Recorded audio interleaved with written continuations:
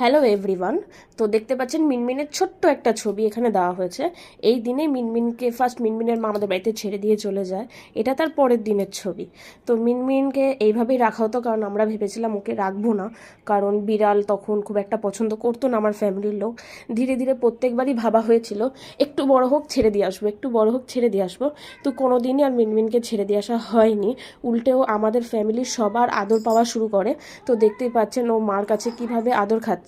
তো এখন যে ডাকটা শুনতে পাচ্ছেন এটাও মিনমিনের। আমি ওপরে এসে বসেছি, মিনমিন সঙ্গে সঙ্গে আমার কাছে চলে এসছে। আজকে মিনমিনের কামিং ডে বলতে পারেন। ওকে আজকের দিনে ওর মা আমাদের বাড়িতে ছেড়ে দিয়ে গেছিল। অনেকবার ট্রাই আপ করেছিলাম যাতে ওর মা ওকে নিয়ে যায়, কিন্তু কোনোভাবেই মিনমিনকে ওর মা আর অ্যাকসেপ্ট করেনি, নিয়ে যায়নি। তারপর থেকে মিনমিন আমাদের সাথে থাকা শুরু করে।